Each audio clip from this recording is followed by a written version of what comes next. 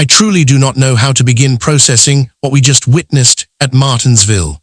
Honestly, this weekend presented two entirely distinct types of turmoil, and both of them are going to remain with NASCAR supporters for an extended period. One of these, pure irritation, the type that causes you to sit there gazing at your display like, what exactly just occurred? The other, that emotional chill-inducing type moment that reminds you precisely why we adore this sport initially. And the most astonishing aspect, both of these narratives unfolded on the identical track during the identical competition merely hours apart, and they could not appear more contrasting. If you are a genuine NASCAR enthusiast, you already recognize days like this can alter momentum, transform seasons, and even redefine how we perceive certain competitors progressing forward. So yes, we must discuss this. And hey, before we begin, if you are new here, go ahead and hit that like button and subscribe. This platform is just beginning. We are working toward growing our community. And if you live and breathe NASCAR like we do every single week, you are definitely in the right place. Let's proceed, because the initial narrative from Martinsville is honestly one of the most perplexing and intense moments we have observed in quite some time. It all occurred late in the competition at Martinsville Speedway on lap 324. We experienced a restart. Tensions already elevated like they consistently are at this short track. And then suddenly Bubba Wallace just completely pushes Carson Hocevar approaching turn 3. And I am not discussing a standard bump and run. I am discussing multiple contacts. Wallace collides with the rear of Hocevar's number 77 Chevrolet once, then again, and then simply drives directly through him. Next thing you realize, the entire field behind them has no escape route. Enormous collision. Vehicles piling up along the front stretch. A substantial portion of the NASCAR Cup Series field eliminated within seconds. And here is the aspect that has supporters questioning. When you examine the replay, Hocevar did not truly do anything that appeared deserving of retaliation. Yes, they went 3 wide earlier into turn 1, and Wallace clearly did not appreciate that, but this felt like a significant escalation. Even Wallace acknowledged it afterward in his conversation with Jamie Little on Fox Sports. He stated, "I misjudged. I did not intend to turn him." He referenced that earlier incident going 3 wide, but still he accepted that he made an error in the center of the corner, but the harm was already completed. Hocevar somehow managed a 15th place result, which is honestly remarkable considering he received that impact. Meanwhile, Wallace, complete catastrophe. Damaged vehicle concluded for the day, finishes 36th with a DNF. And this is where it truly begins to hurt if you are a Wallace supporter. That is now consecutive finishes of 34th or poorer. Merely a couple weeks earlier, he was positioned second in the point standings. Now he departs Martinsville all the way down in 11th. That is not merely a poor day. That is a substantial momentum shift early in the 2026 season. Following the competition, you could detect the irritation in his tone.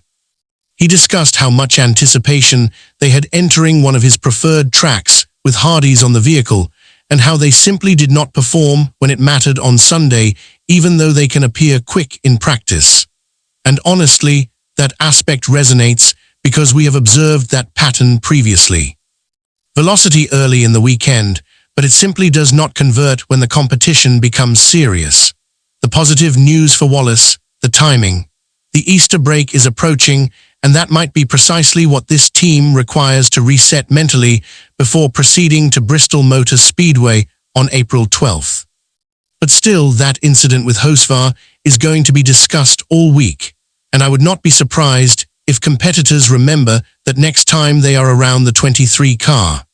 Now, let's turn the page, because on the completely opposite end of the emotional range, we received something exceptional.